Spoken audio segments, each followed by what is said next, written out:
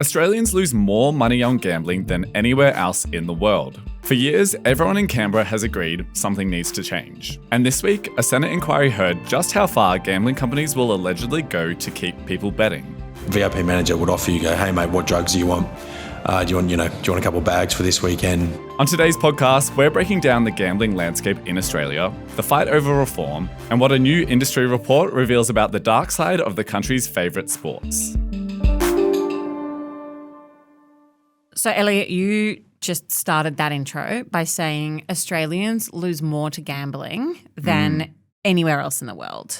Did you know that? I did know that, but it blows my mind every single time I hear it, because when you think about places like Las Vegas and, like hot spots of gambling, and yet on a per capita basis, we are so far above in terms of problem gambling. It is quite mind-blowing. Yeah, you're right. I think we do often think of gambling as conceptually like in the casinos, around the table, throwing money down, but it is a much more commonplace practice here in Australia through sports betting and online betting. Which is a completely actually, I don't know if that's fair if it's to say it's a completely different beast, but it is, I think, targeting a different cohort of people. And it's also much more accessible. Yes. Because it's following you around everywhere you go. You need a phone. Yeah, that's it. Exactly. Yeah. So the data shows us that Australia records the highest gambling losses per capita in the world. That's how they work out that figure that I spoke about at the start. And national losses are currently forecast around $36 billion a year. Wow. So that's roughly $1,000 per person in Australia. And it's kind of showing that overall, we're just losing on gambling. No one's really winning. Yeah, and that is the undercurrent of why there has been a push for gambling reform, so much of it being that it is designed to make you lose. Certainly pokies, for example. I know that in the makeup of the technology, they are there to make you lose. Yes. You are not meant to be able to win on those sorts of machines. But as we kind of said at the beginning, here we're more talking about the entanglement with online gambling, specifically with sports and sports here in Australia. Talk me through that relationship. I mean, it's so interconnected. Gambling companies deliberately advertise along sport. A lot of, the sort of gambling activities you can undertake are directly connected to sport. I'm not a gambler myself, but I feel like I can relay the message of same game multi, that kind of thing, because it is so embedded in daily culture and the way that we watch and consume sport here in Australia. And the result is that we now have sort of a generation of young Australians that have directly connected the two things.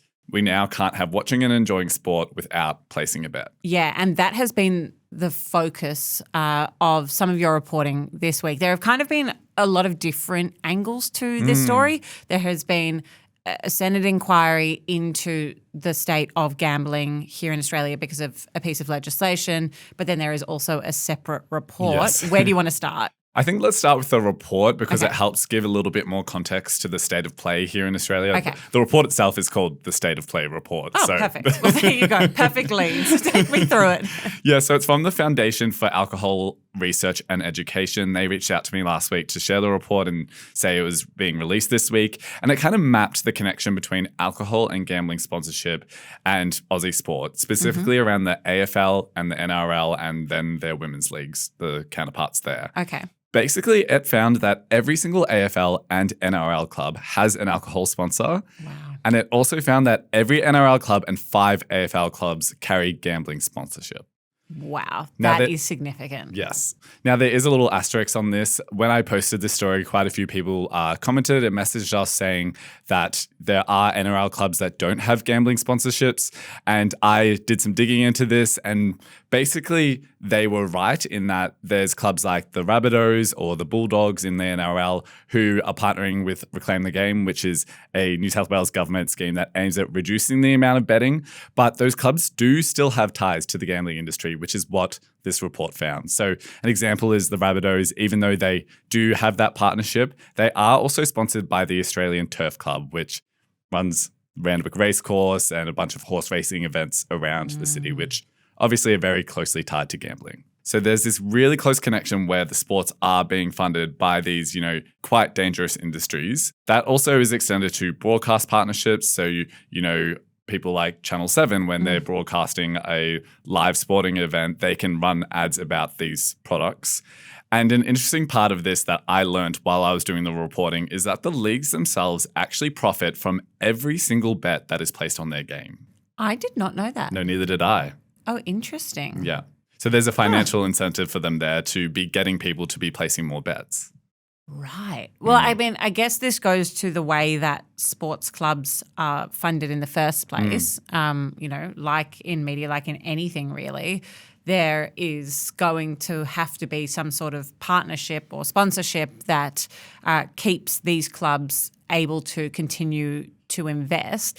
Is there a suggestion that because you said every single club is sponsored by an alcohol company? An alcohol company. Okay, so is the suggestion there that these alcohol companies are, for in some way or another, I guess, keeping these clubs afloat? Well, that was the question that I had, because I think when you hear these big advocacy pushes for reform in these sorts of places, you think, yeah, that all sounds nice, but, there is so much money tied up in this, and you can understand why the clubs and the leagues as businesses would be accepting that money because that's their job to, keep the sport going and to keep the clubs running. And I actually put that question to Fair's CEO. Her name's Elliot, and here's what she had to say about it. We heard this before back with tobacco advertising when there were discussions in the community at the time about removing tobacco advertising because there was an acknowledgement of the level of harm that it was causing in the community.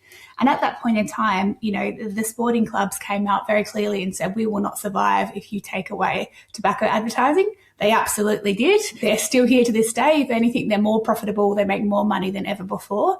So they're doing just fine. And they will absolutely be fine without gambling and alcohol advertising. These products are no ordinary commodity, right? When we think about alcohol, 1 Australian dies every 90 minutes in this country from alcohol. These are harmful products. They are hurting our community every single day. There are some wonderful programs and products out there that I'm sure would be able to come in and take over this sponsorship opportunities that don't create extensive harm in our community. And I'm sure they're lining up at the door to do that. I mean, I guess that's a question to put to these clubs. Is that the reality for the clubs? Can they be in a position to be turning away this sort of sponsorship? Well, I did actually reach out to the AFL and the NRL when I was doing this reporting to say, would you consider removing that did feel like me throwing you under a bus, being like, you haven't done your due diligence, Elliot. And guess what? I did. I reached out to them to see if they would consider removing alcohol sponsorships in particular, because that was, across both those codes. Yeah. Neither of them responded to me about it. Okay. I would say they're having a pretty big week with what's going on with the gambling inquiry, and it's such a big issue that they might not have a statement that they're ready to put on record about it. Well, when they do, and if they do, we are here. We want to hear what you have to say because, like any story, it is very important to hear both sides of this and to hear, I think, also important to call out the financial realities of these clubs. Yeah. But I did think that was interesting, the tobacco analogy. Yeah. It kind of helped me make sense of it a little bit more, especially because I can't remember a time when tobacco products were being advertised in sport, but obviously there was, and they were able to, backfill that sponsorship slot after the fact. Yeah. I'm also really enjoying this implication that you're watching heaps of sport. For listeners, you told me that you tuned into the AFL Grand Final last year at halftime to watch Katy Perry perform, and it was only then that you realised you'd missed it because it was at the beginning and you'd never watched an AFL Grand Final. This is meant to be a serious podcast. Don't at me like that. Sorry. Producer Orla, please cut that. But it is, certainly not something that is even confined to the AFL, though I do feel like that is the code that is brought up most often. Yeah. The other code, of course, is the NRL, and one person who has had a huge week this week is former NRL player and now book talk aficionado Luke Bateman. You spoke to him about this, right? Yeah, I actually had an interview locked in with him before he appeared before the Senate inquiry this week, and we'll talk a little bit more later about what he had to say there. But it turned out to be perfect timing because I wanted to talk to him about this report and his experience, because after he left the NRL, he became quite a problem gambler, and he was very closely embedded with some of the biggest gambling companies in Australia. And he kind of spoke to me about how normalized alcohol and gambling has become in the professional sport culture and in the sport culture at large. Here's a little bit of what he said during our interview. So the children growing up and people don't see the difference between alcohol, gambling, and sport. They just become one and the same thing. And I've heard many stories of young men who cannot even watch a game without alcohol or without a bet being placed, or most of the time, both things happening. Luke in particular, I think, has been a very vocal advocate and certainly someone who has been in the media a lot talking about what the issue is and outlining for people who might not be familiar how widespread it is. But on the flip side, there is also the push to fix the problem and what some of those solutions look like. Hey, it's Billy. I know I am often talking to you on the podcast, but you might not know what I do outside of the podcast. I lead the editorial team at TDA, and a big focus for me at the moment is what we do with AI. As a newsroom, we are operating in a world where misinformation is spreading faster than ever, and AI is changing how people find and consume news, which is why our relationship with you matters more than anything. The strongest thing we have is a direct connection with our audience. So if you're listening to this, hit follow or subscribe wherever you're listening or watching. It's the best way that you can help our independent media company grow. And thank you for being part of the Dailyaus community. Okay, so before the break, we were talking a bit about adding colour to what this challenge is here in Australia. And certainly there have been many attempts by many governments of all persuasions to address this. Talk me through what the current government, the Labor Anthony Albanese government, is putting forward. So, I mean, it kind of actually goes back a few years to 2023. That was when a parliamentary inquiry into online gambling was chaired by Labor MP Peter Murphy. It ended up producing this report. It's called You Win Some, You Lose More, and it made 31 recommendations about how to reform gambling in Australia. It included a total ban on gambling advertising that would be phased out over 3 years and across TV, radio, online. And it also recommended a national gambling regulator, a ban on inducements, and a national public education campaign. Quickly before we move on, do you know what an inducement is? Because it's important. No. Okay, good. So basically, it's anything that could convince you to keep betting. So an example of a lawful inducement, so something that companies can do under law, is say if you bet $50, we'll give you another $50 that you can then keep betting. Now, they don't actually give you $50 cash, they give you $50 that you can use Credit. on a further bet. Yeah. And the idea there is that they're kind of encouraging people to keep betting, continue to get a little bit more addicted and get the thrill from it as well. And at times when they might be thinking, oh, I don't actually want to bet anymore, it can be that one thing that ticks them over to get back onto the app. Okay. Now, Murphy did die in December 2023, and so she never got to see the government's response, which hasn't come until a few years later, and that brings us to now. Yeah, and just on Peter Murphy, so as you mentioned, she passed away, but a lot of her legacy, specifically her political legacy, has been wrapped up in this inquiry. Yeah. She chaired it. It was, chaired by a Labor member, and it was something she was extremely passionate about. And so if anyone, I guess, watches or listens to or reads any of the discourse about this legislation, you are going to hear Peter Murphy's name. Yeah. And I guess an assessment of whether this would have passed the threshold of what Peter Murphy thought should have or shouldn't have happened. So on that, what has actually happened? So, I mean, we're now in 2026, so, 3 years after this report was handed down, and the Albanese government tabled a gambling reform bill. Inside that bill was a cap on gambling ads to 3 per hour on free-to-air TV between 6 a.m. and 8:30 p.m., a ban on betting ads during live sports broadcasts, so very topical, and bans on gambling ads on player uniforms, on the grounds, and stopping celebrities and influencers from promoting gambling products. Now, that was set to start on the 1st of January 2027, but it's hit a bit of a road bump in the Senate. Which is that it's been referred to inquiry? Yeah, exactly. Committee, which is a fairly normal part of the process. Yeah. If there is a big piece of legislation, oftentimes, the Senate is called the House of Review. The idea there being that there should be more scrutiny on the bill before it gets voted on, and that's what's happened this week. The interesting thing about a Senate inquiry, though, and a committee hearing is that it is public, so we are seeing it play out. You always come to Zara Siedler and the Dailyaus for civics education. Yeah, and a news that is interesting to approximately nobody.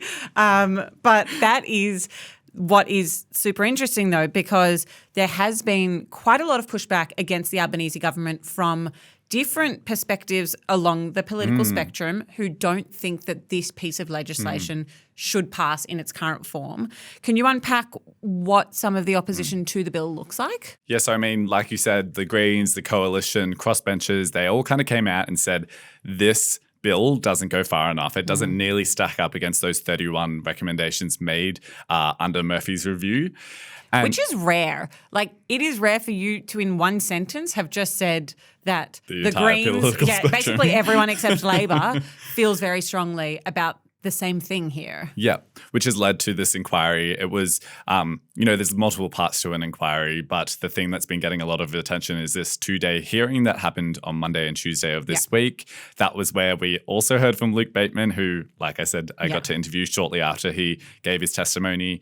He basically alleged that gambling companies unofficially offered him illicit drugs while courting him as kind of a VIP client because he was spending so much money on gambling with these companies. That was backed up by a bunch of advocates as well. So gambling reform advocate Tim Costello also related the case of a man who was giving, free accommodation at a casino, $50,000 in bonus bets, which are also called inducements. Good work. A+ for you. I was paying attention.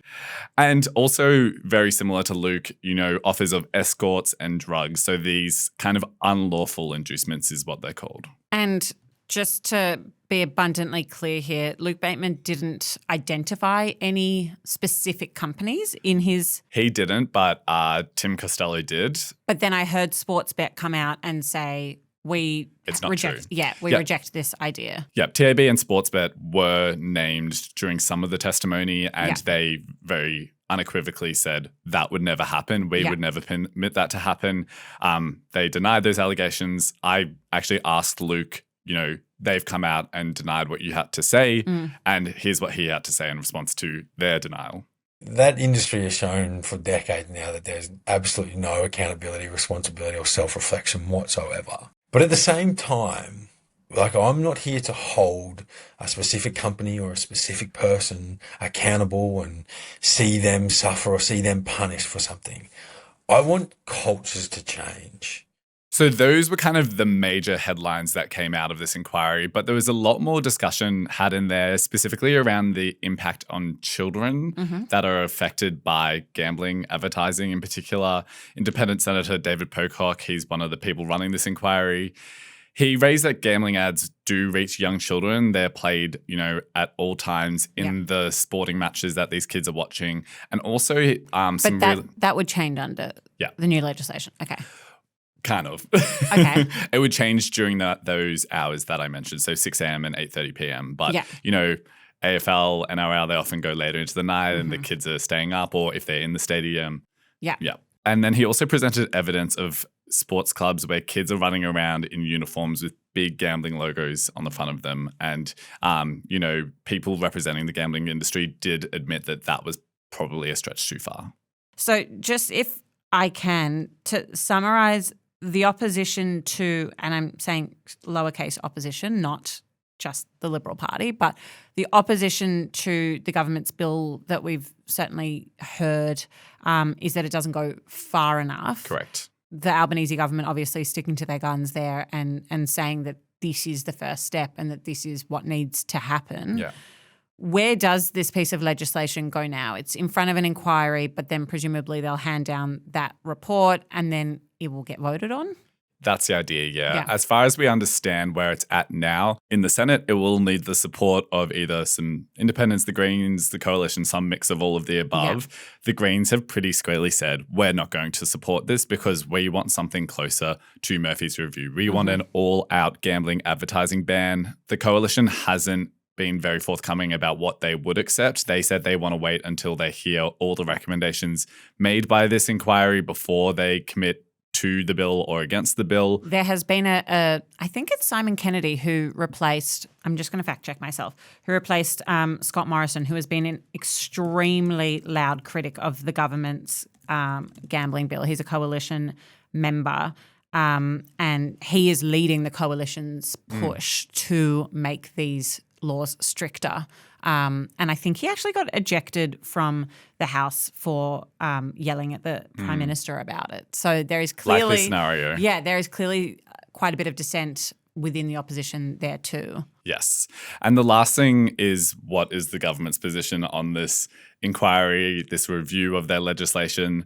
Yesterday, we heard that they would consider throwing out the bill altogether rather than make concessions and changes to it. So there is a chance that after all this discussion about, the harmful effects of gambling in Australia, that we end up with no change. There are so many stakeholders with so many different perspectives here. Also important to acknowledge the role of media.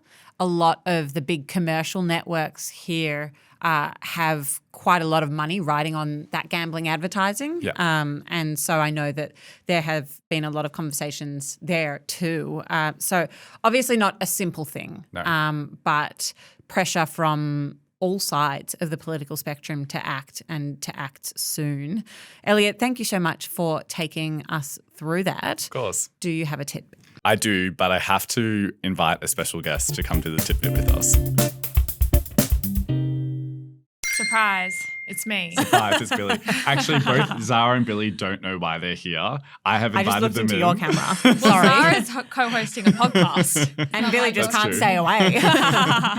No, so I wanted to use the tidbit time today to talk about why we say titbit on this pod. I love this. Thank you Well for having done. me. Amazing. Take it away, girl. Please, have the Okay, mic. thank you all. Wait, can we just, first before you do that, can we just add some context? Yes. Yeah. Because we got a question in our question box. We do a question box on Instagram every week. And someone said, why does Billy say it wrong Yes. all the time? Which is why we have to bring her in to and we defend love her herself. and she does mispronounce words. But this is not one of those cases. Okay, so origin story. The tidbit Yes. started in the TDA newsletter, which has been going for many years. It is just like this fun thing that we did in the newsletter. And one day, it was actually my uncle who said, why do you call it tidbit? That is the US spelling, not the Australian spelling. The Australian spelling is titbit. And I was like, oh, Bit. my God, I love that. Titbit. I'm going to say titbit from now on. And so in the newsletter, I did the greatest titbit of all time, which was that I have been misspelling titbit because I've been saying tidbit, but it's actually titbit. And do you remember that day, Zara? That was a great day. I couldn't forget it. Can I let It's you impossible. know, I did do some research on this to work out when that was. Yes. It was the 14th of May, 2025. So how many years into doing the tidbit? It was like So many. Yeah, 4 years Yeah. into doing it. And honestly, it was just such a fun day. It was such a good tidbit, whatever you want to can call tell it. the work here we do is very exciting if that's a fun day in the office. And then when we introduced it to the podcast, I've just been saying titbit and providing no context because I have seen many comments of people questioning why I call it that. And I'm like, one day I'll tell them. And Today's the day. Today you brought me in. This was unprepared. I love it. And so, yeah, that's why it's called the titbit. Thank you, Billy. We can make it something else. Titty bit? No, that's worse. Titty bitty. All right. Titty bitty. I love that. Okay. From Titty now is on, titty yeah, titty bitty. I love it. All right, do you want to take us out? All right. Thank you. Oh, I'm sure it was a great podcast. How did It the podcast? was. It was brilliant. Yeah. Yay. Was it really interesting? It was, yeah. Amazing. We well, think so. The audience will be the judge of that. Well, thank you for listening to The Deep Dive and thank you for listening to the best titty bitty of all time.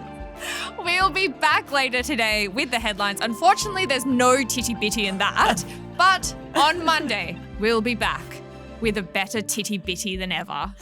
We will see you then. Bye-bye.